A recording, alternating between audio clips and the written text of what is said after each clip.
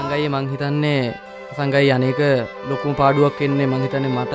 මොකද මේ මං හිතන්නේ මේ ඒජන්ට් රිදම් නැතුව සාජන් සරිගමට තනියෙන් වැඩක් කරගන්න පුළුවන් වෙයිද දන්නේ නැහැ. මං දන්නේ අසංගය යනවා කියපු වෙලාවෙ ඉඳන් ඔළුවේ ලොකු ප්‍රශ්න ගොඩක් ඔළුවට ආවා. ඩ්‍රාමා එක කොහොමද කරන්නේ? මේන් කැරක්ටර් එකක් නැති වෙනවා. ඒජන්ට් රිදම් කියන චරිතේ කතාවෙන් අයින් වෙනවා. මං දන්නේ ඒක මට ලොකු ප්‍රශ්නයක් වුණා. මං හිතන්නේ රිදම් පටන් අරගෙන හරියටම අවුරුද්දක් ගියපු තැන තමයි මං රිදම් එකට සම්බන්ධ වුණේ. මම රිදම් එකට සම්බන්ධ වුණේ නිෂ් ප්‍රොඩක්ෂන් කරන්න. ඉතින් එදා ඉඳන් අද වෙනකම් මං හිතන්නේ කමර්ෂල් වොයිස් කරා, ඩ්‍රාමා වොයිස් කරා, මං දන්නේ ලයිනර්ස් වොයිස් කරා.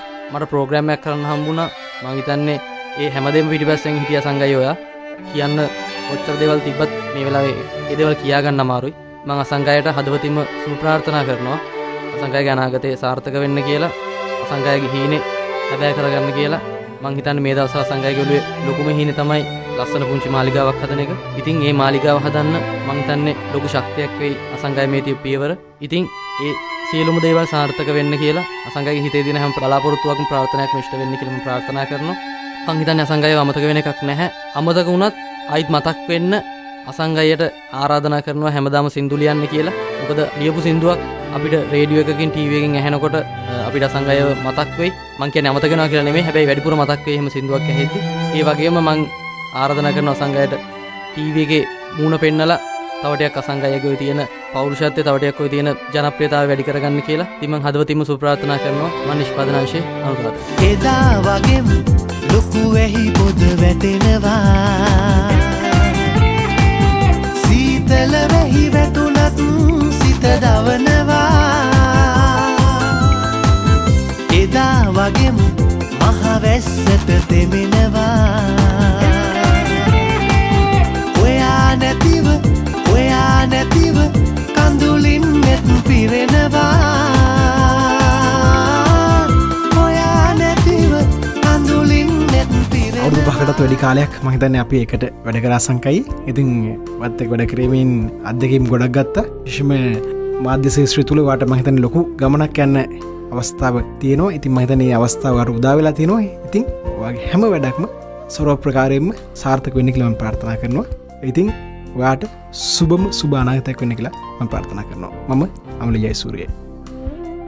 මීට අවුරුදු 3මාරකට කලින් සියත ළඟදී මාව වාහනේ දාගෙන ආවේ අසංගයයා. එහෙම ඇවිල්ලා මෙතෙන්ට එකතු වුණා. මතකයි ඒ දවස. ඒ වගේම තමයි මුලින්ම හම්බුන දවසත් මට මතකයි කතා කරලා තිබ්බට.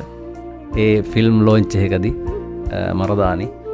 ඉතින් එහෙම අතීතයක් එක්ක අපි ඉස්සරහට ආවා.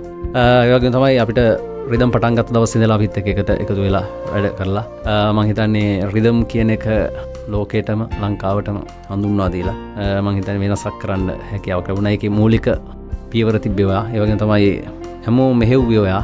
අපි ඒක දන්නවා. ඒ වගේම තමයි නායකයෙක් විදිහට සියලුම දෙනා මෙහෙवला සියලු කටයුතු කරා. ඒක අමතක වෙන්නේ නැහැ. අපිට බොහෝ දේවල් ඉගෙන ගන්න තිබ්බා. ඒවත් අපි ඉගෙන ගත්තා. තවත් බොහෝ දේවල් තියෙනවා. නමුත් ඉතින් සමුගෙන යන වෙලාවක් තියෙනවා. ඒ අපි හැමෝටම පොදු දෙයක්. දුකෙන් වුණත් හොඳ දෙයක් වෙනවා නම් අපිට සතුටු වෙන්න පුළුවන්. මොකද එය ඔයාගේ ජීවිතයට ගොඩක් හොඳ වෙයි කියලා හිතන හින්දා හැමදාමත් හදවතින්ම ඔයාට සුබ පතනවා. ඉදිරියට ජයම වේවා කියලා. මම ජානක. අසංග කරුණාරත්න කියන පුද්ගලයව මට ඉස්සෙල්ලාම හම්බුනේ 2009 12 වෙනි මාස 30 වෙනිදා. ඒ වෙනකොට රිදම් FM කියන නාලිකාව ලොකු වැඩක් කළා. කට්ටිය මහන්සියෙන් හිටපු වෙලාවක්. ඒ වෙලේ මම ඉන්ටර්විව් එකට ආවට පස්සේ මට එනවුන්ස් කරන්න කියලා මෙහෙම කියලා මාව හෙට ඉඳලා වැඩට එන්න පුළුවන්ද කියලා මම මගේ තාත්තගේ දාන තියෙන එක කිව්වහම හරි මල්ලි එහෙනම් ඔයා ඒ වැඩ ටික කළා ඊට පහුවෙන්ද ඉඳලා වැඩට එන්න කියලා මාව වැඩට ගත්තා. මට හොඳට මතකයි එදා වගේම අදත් ඒක. ඒ වගේම තමයි අසංගය නිතරම කියන විදිහට හැමෝම කියද්දි මෙයාට වැඩක් කරන්න පුළුවන් වේද? මෙයා වැඩේ අල්ලගනේද කියලා ඒ අභියෝගයත් බාර අරගෙන තමයි මාව වැඩට අරගත්තේ. ඉතින් අමතක වෙන්නේ ගුරුහරුකම් දීපුවා. හැමදාමත් මතක තියෙයි මේ මාධ්‍ය ජීවිතයේදී අසංග කරුණාරත්න කියන නම. ඉතින් ඔබට සුබ අනාගතයක්. මොකද මෙතන ඉන්නා වගේම අනිවාර්යයෙන්ම අපි දන්නවා මීට වඩා හොඳ තැනකට තමයි යන්නේ. ඒක හින්දා අපිත් එක්ක හැමදාම ඉන්න කෙන බලාපොරොත්තුවත් එක්කම බොහොමත්ම ස්තුතියි කියනවා දීපු දේවල් වලට. ඒ වගේම ඔබගෙන් ගත්ත දේවල් ගොඩයි. බොහොමත්ම ස්තුතියි අසංගයේ. ඔයාට සුබ අනාගතයක්. මම පසන් ප්‍රමෝෂන් එකේ